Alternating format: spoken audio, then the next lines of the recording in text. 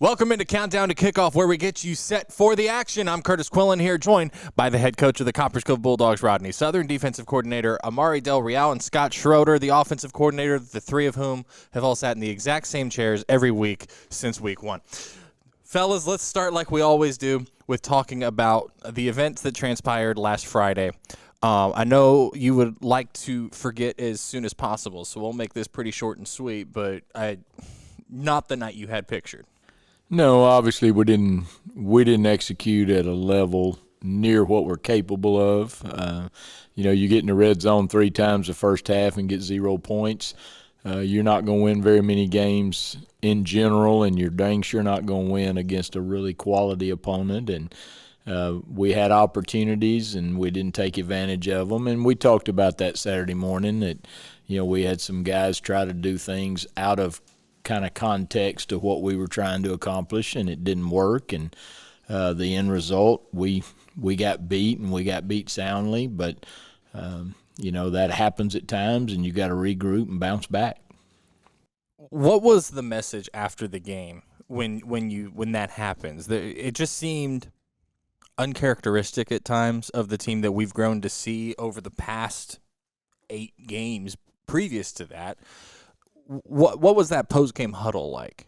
Well, normally on situations like that, especially when you don't know 100%, you could obviously see the things that we didn't do, missed tackles, drop passes, missed kicks. Every scenario that potentially could have gone wrong the other night did. And, normally years ago I would have probably been much different, but hopefully experience has taught me a few lessons in that, and I even shared with our kids Saturday morning, you put that behind you and you move on. I shared with them, when I was a young head coach in Marshall, we lost a state championship game 59-0.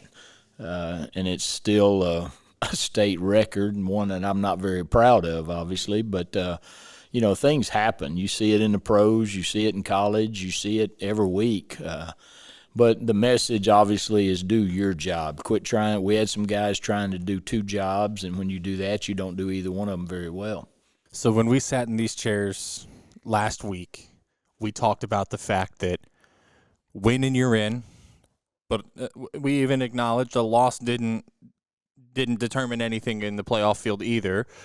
Well, lo and behold, you look at the district results, you look at the tiebreakers, and despite Friday night going the way it did on the field for the Dogs, because of district results, you still clinched a playoff spot. First time that's been done in this town and with this program since 2018.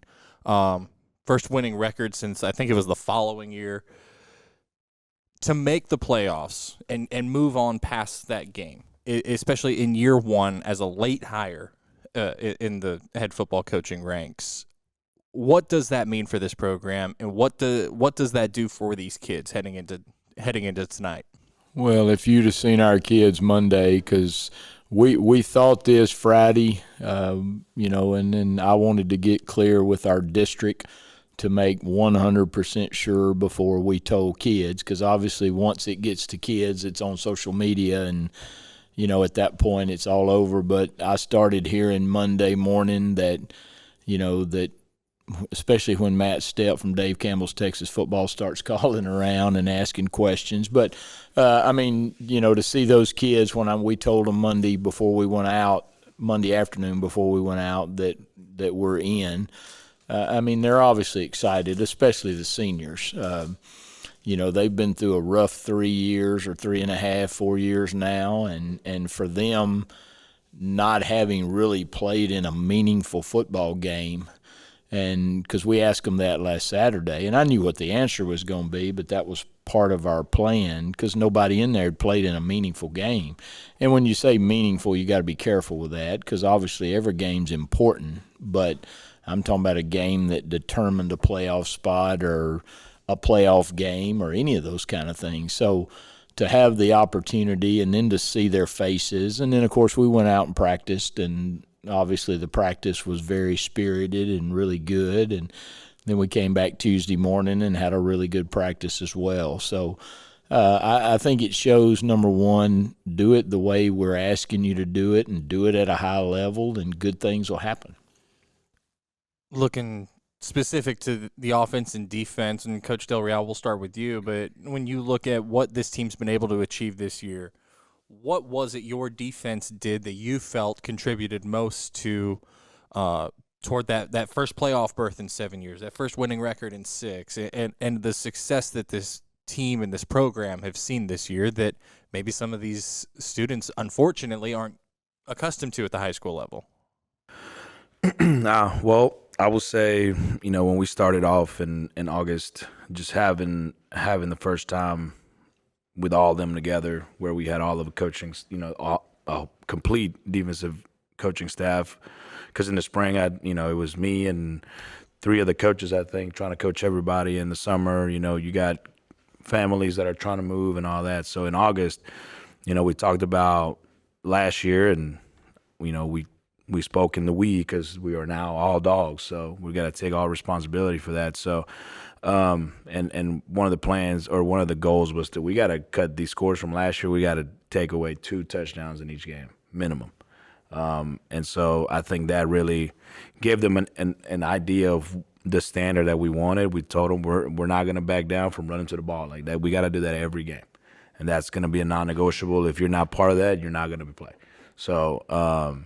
The guys really bought into it, and every time we break out of a defensive group or defensive coaches, we end in hunt on one, because we want to hunt the ball, and that's what we've done all year, and I think that's been the biggest contributor this season.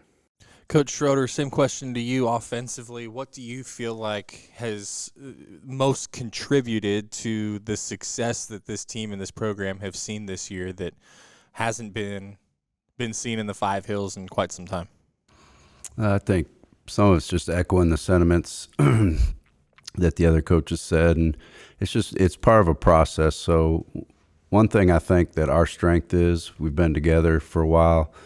We have a lot of experiences. In high school, you have the kids you have. You can't go out and recruit kids. You can't get new kids. So in high school football, it's very important that you put kids in the right spot. And I think us as a staff, we do that really well. So a lot of it meant position changes when we got here, knowing how their skill set can both help them be successful and help the team. So I think that's, that was the first step of the process, and then just building, when I look at offensively, part of the process, we're not a flashy offense, but football's still a physical game. It's a game of fundamentals, blocking and tackling. And as soon as you can instill those, you're going to have a chance to be successful every year, regardless of your talent level. Some years will be better than others, obviously, but there's a foundation that you have to build. So I think we've seen glimpses of that, and we've seen kids take their new positions to heart, and we've seen growth. So that's been the most exciting thing. Coach Southern, how does this help you with, and your staff, with building that foundation for future years of Bulldog football? Well, I think it's the first step, getting in. And in today's world, once you get in, everybody's got the same opportunity. Now, the question becomes at that point, who do you play, where do you play, and when do you play? But, getting in for our lower level, because we had all our JV guys in there Tuesday as well, that of course, our freshmen were outside practicing, but, it validates some of the things, just like what we told them last Saturday morning. I said, you got to do your job. And as simple as that sounds, it's very, very difficult in football because it's such a reactionary game at times. And I think it lays a foundation. It also allows all of us collectively to be able to push even harder. That's the first thing I told the coaches Sunday afternoon. We've got to push even more now, because the next 2 games are the only 2 we're guaranteed at this point. So I think hopefully it gets the community involved even more. Hopefully our middle school kids get to see a playoff game, whether it's here or on the road. So it just accelerates some of the things that we are putting in place, because like what Scott said, the foundation is so important, because if you don't lay a foundation, then at some point it's going to crumble again. And, and that's probably one of, if not the main reason that me personally wanted to come back here, is to create that foundation again so this thing can sustain itself. And so that you don't get stopped at HEB before the game and ask this question, I'm going to ask you here, and just so that we can get it on tape, thanks to Matt and Cole. But the only thing that's locked in is you're on the bracket. You don't know big school, you don't know small school, you don't know who you're playing, you don't know where you're playing, you don't know any of that. You just know that you're on the bracket. There's no scenario where we're not in. Now, we can finish fourth, we can finish second, we can be big school, we can be small school, we can host a game, or we can travel.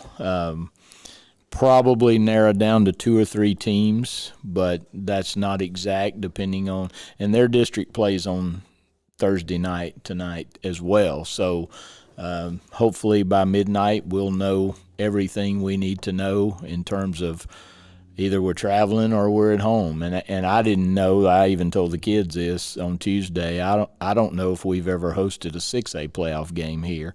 I know we've hosted some 5As and some 4As, but so yeah, there's still a lot of what ifs, and and we probably have a few more fans. We'll have Shoemaker fans rooting for us tonight, because if we win, it gives them a better opportunity to get in. And but we're in a good place. We're in a good place as a program. We're in a good place as coaches. Up next, we'll talk about tonight's matchup between the Midway Panthers and the Coppers Cove Bulldogs. This is Countdown to Kickoff from Bulldawg Radio.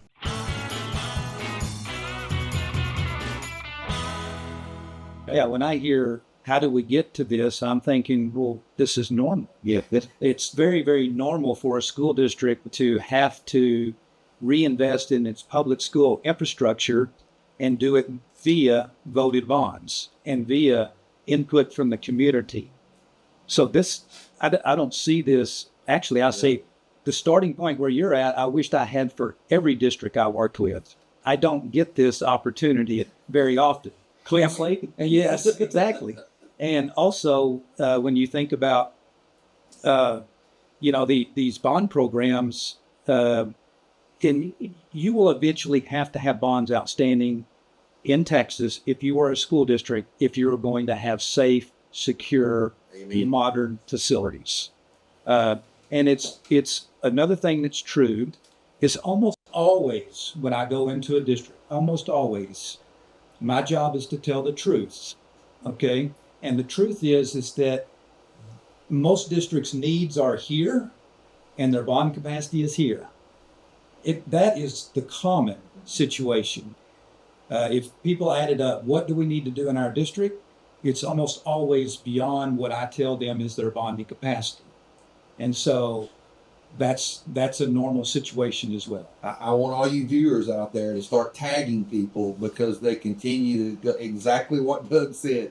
We did not talk about this before the deal started, and I'm sure he's not been on our Facebook page. He's got like a job to do. And he's not just trolling our Facebook pages, but this answers exactly what some of the folks are having redundant, recurring, issues with, that keeps popping up in their mind, is that they keep going back to these very things and saying, well, look at all the needs we got. And then they want to find, in our society today, what do? We look for somebody to blame. We got to blame somebody. How has our board let us get in this situation? Listen, to understand the answer to that, I think one thing that we miss is the difference between maintenance and capital. A maintenance project and a capital project. Maintenance project, the light went out in this room. Let's fix it. A maintenance project, the air conditioner not working in this oil. Let's fix it. Oh my gosh. We've got more people working in this room. We're going to have to extend a hallway here so that more people are working. Capital project. And folks are marring the two and not understanding that our maintenance department, I'm telling you, I've observed them. They're highly functional. They do a fantastic job. They go do true maintenance items. They're not construction workers. They don't do construction projects.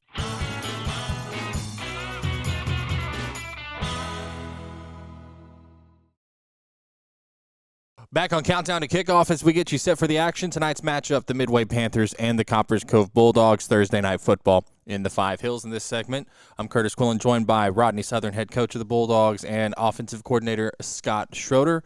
Coach Southern, when you turn on the tape of this Midway team, talking about our offense and their defense, what pops off the screen? Well, knowing their head coach, and I've known Joe for a long time, even all the way back to when he was in Stephenville. He's a defensive guy, and you can see it in their team. In my opinion, he's a big 3-3 stack guy as far as his kind of base philosophy. They've kind of moved it a little bit and morphed it a little, but they're going to be in the right spot. And they're going to know this is my job and this is my assignment, and they're going to do that very well. But at the same time, they've struggled at times to stop really good run games, and we feel like we've got a pretty good run game. They played Harker Heights. I thought probably the best game of the year they played defensively, and they gave up 24, and it ended up being the difference. But then you turn around and, they had a 66 to 50 something game against Shoemaker. So, but it's a solid defense in terms of what they're trying to accomplish. You can tell, what the scheme is. But they're a 3-down line, and they've got a lot of guys on the perimeter of it that are what I would consider really solid football players, because they know what they're doing. Before we bring Coach Schroeder in, when Coach Del Real talked about in the last block about taking ownership, because we're all dogs now and we're in this program now, whether we were here last year or not. Well, let's talk about last year. Rainy Thursday night in Hewitt, and Cove pulls off the Week 11 win on Midway Senior Night. How have you addressed this team might be a little extra motivated coming into Bulldawg Stadium tonight? Yeah, but I don't look at, last year, you take things from games, but I don't look. They're in a different situation right now. They have a chance to host a home playoff game if they do some things correctly. And I don't know that what you did last year, unless it was a bunch of the same kids, I don't put near as much stock in that, because when you have something, even high school kids, probably even college and even pros at the times, if you've got something to play for, the motivation kind of takes care of itself a lot. So I don't know that that's a factor as much as, they need a win, because they, just like us, just like Heights, just like Shoe and Temple, everybody needs to get themselves in the best position possible, and obviously beating us would do that for them. So I don't really put a lot of stock in a game that happened last year with, especially with a different term as far as what we're trying to accomplish. So kind of a focus on ourselves mentality. Well, focus on the game at hand and what we control, which is how well we go play tonight. Coach Schroeder, when you look at schematically and knowing your kids, where do you feel the best opportunity is tonight for your offense against this defense? I think, like Coach said, the run game. Again, we've been pretty solid in that all year. It's going to be another quality opponent. Like Coach said, well coached. They're going to be prepared, and they're going to be in the right spots. But just finish. Coach also mentioned ourselves. Worry about ourselves. But that's going to be the key tonight, is just to finish. We've done a really good job. One of the best I've been around in a few years of having 10, 11, 12-play drives. We've had lots and lots of those, and that's good for complementary football. We just got to find a way to finish those and get points and eliminate some of the mistakes. that we've had at times, a bad snap here or there that can put you way behind the chains, but still looking for a complete game. That's hard on the high school level, but to get as complete as we can as we head into the postseason. So, How have you seen, looking at week 11 now, how have you seen Craig grow this season? I think I think he's gotten more comfortable, a little bit more confident. Again, he's, it all depends on what we ask him to do. He can manage a game, and he's got young receivers and young backs. So the whole skill group's young, but just how to manage the game, how to put ourselves in good positions, manage the game speed. That's new to him, So he's getting valuable experience as he goes.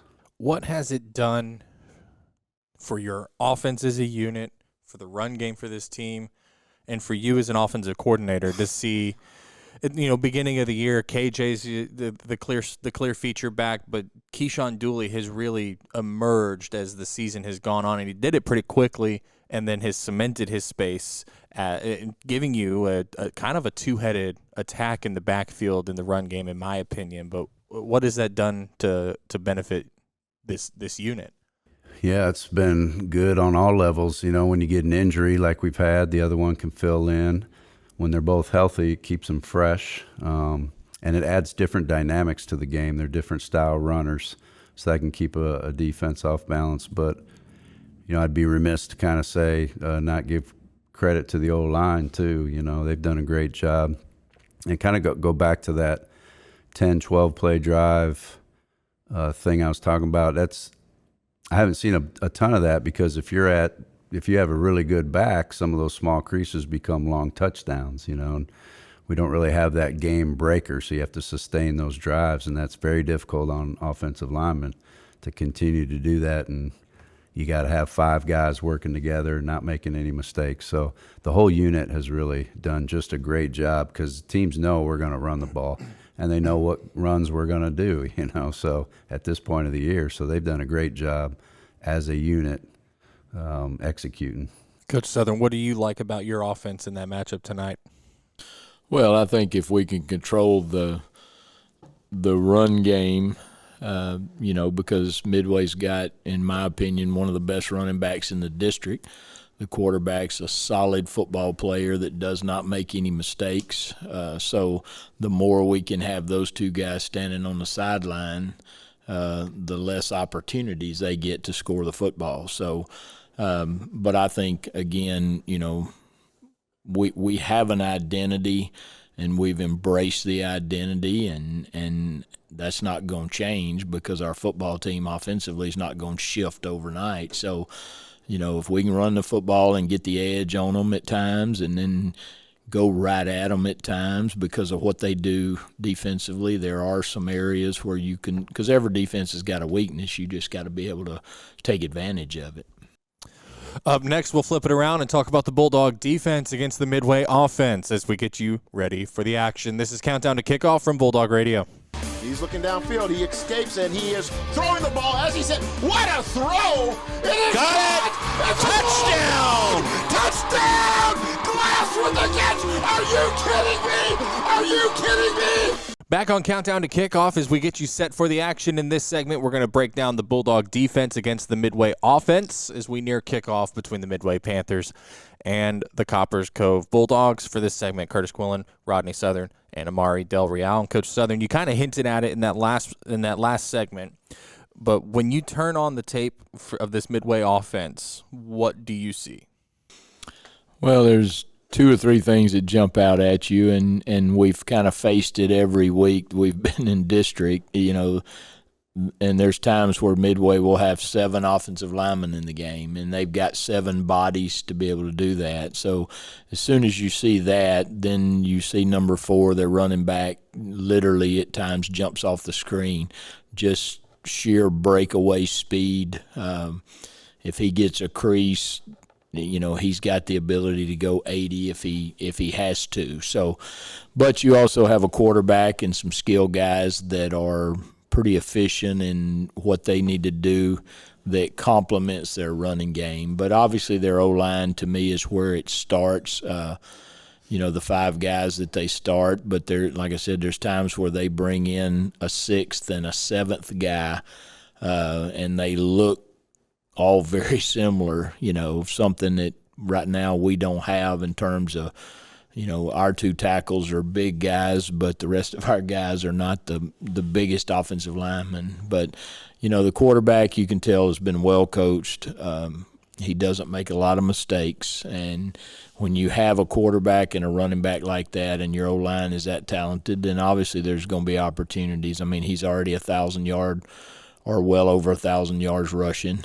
So they can score from anywhere on the field. Now, the question is, can we tackle him? Can we get him on the ground consistently? But, again, going back to the last segment, let's be good on offense and keep him standing on the sideline. Coach Del Real, where do you feel the biggest opportunity is for your defense tonight? I think it gives us an opportunity to play a really good offense and, continue to show that the growth and the execution is getting better every week.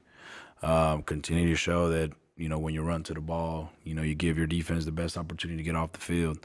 Like Coach Southern mentioned, this is probably the best, to me, him and the guy from Georgetown. They're probably the best running backs we've seen all year, and maybe not necessarily the fastest like Shoemaker, but this guy's he's all that he's earned, he's for a reason. So, it gives our guys an opportunity to go out there and show that everything they've learned to this point has come to fruition, and no better way to show it than the last game, to give you an opportunity to host a playoff game.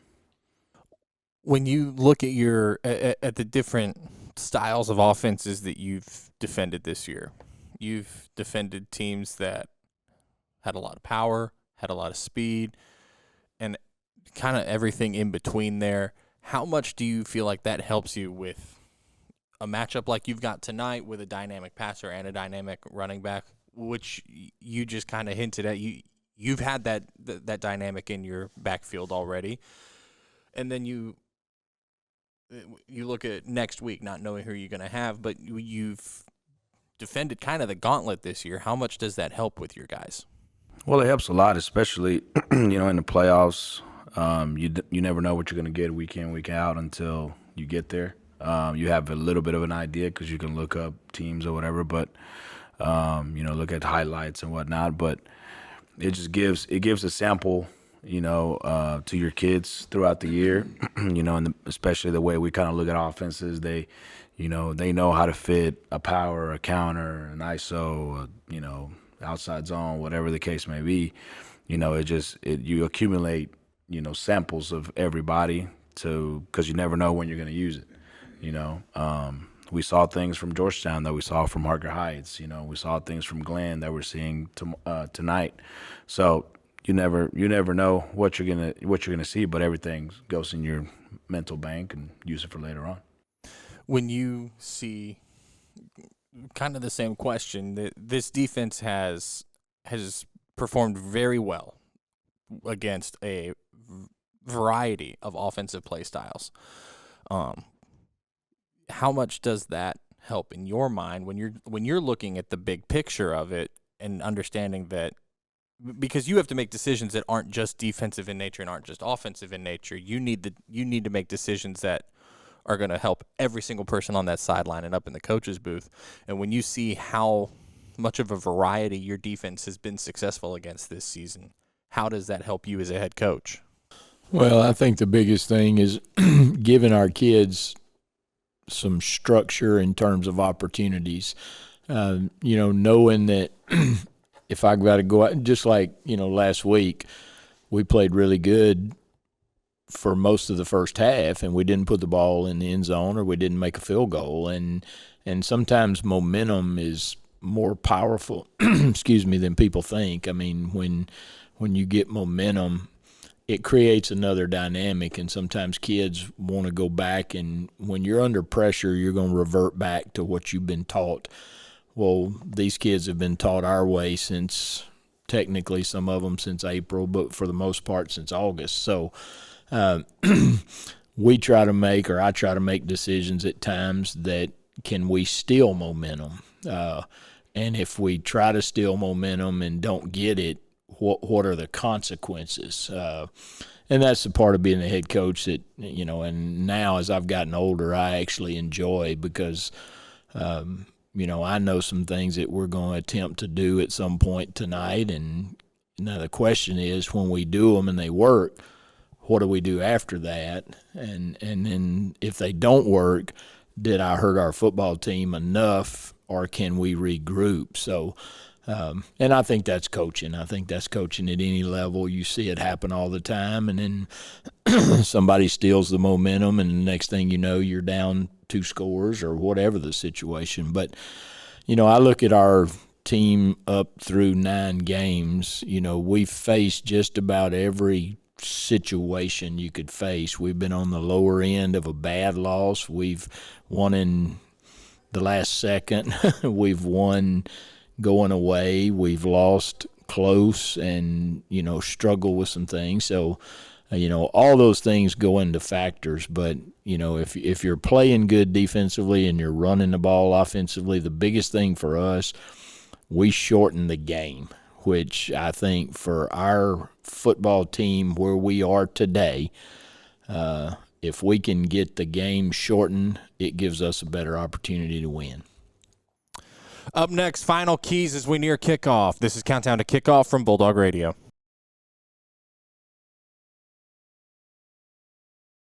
Back to wrap things up on Countdown to Kickoff as we get you set for tonight's Thursday night matchup between the visiting Midway Panthers and the Copperas Cove Bulldogs on senior night.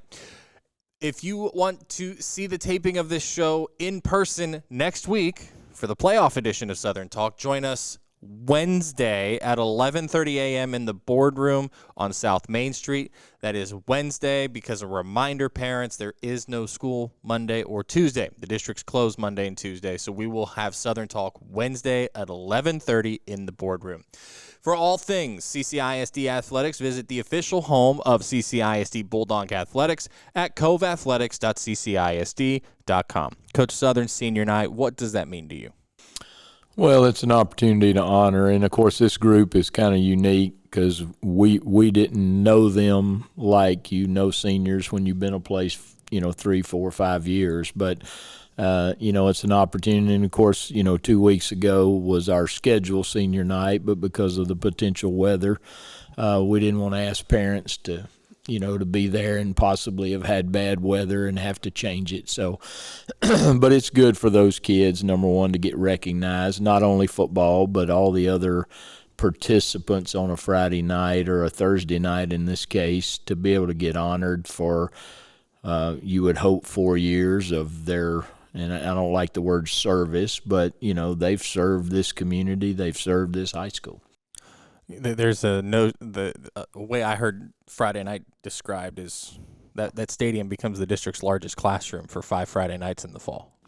And it's unique because you have such a different variety of kid. You know, like some of our student trainers, well, they have probably one of the most thankless jobs because they do it every day. They're at practice every day. And, of course, we recognize them prior to all this just because they don't have to do that. They choose to do it. Coach Schroeder, what's your final message to the offense before you guys run out of the tunnel tonight? Well, the big one obviously is finish. That's going to be the main focus, and be physical and do your job, protect the football. Coach Del Real, same question to you. Stop the run, baby. Keep it simple. Coach Southern, your 3 big keys to a Bulldog victory tonight. Well, it's always number one is going to be protect the ball. We've done a pretty good job over the last 6 or 7, and you could probably even say the whole year in terms of protecting the ball, not giving a team as good as Midway another 1, 2, or 3 opportunities. Second thing, you know, defensively is tackle. We've got to tackle well in space, especially at the second level. Offensively, finish drives. We've got to finish, you know, the old saying, you've got to finish with a kick, and preferably it's an extra point kick. But when you say finish too, we've got to make those plays that we didn't make last week. And then the last one's always going to be we got to win the fourth quarter. We did that against Shoemaker. We didn't do it against Temple, and we saw the results of both of those. So protect the ball, do the things we need to do, and do your job on offense and defense, and then let's win the fourth quarter. Gentlemen, appreciate your time. Good luck tonight. We'll see you next week. Thank you. For head coach Rodney Southern, offensive coordinator Scott Schroeder, defensive coordinator Amaury Del Real, producers Cole Witter and Matt Thompson, and superintendent Dr. Brent Hawkins, I'm Kurtis Quillin saying thank you for joining us on Countdown to Kickoff. Up next, we'll send it upstairs to the Big Joe Lombardi radio booth for the call.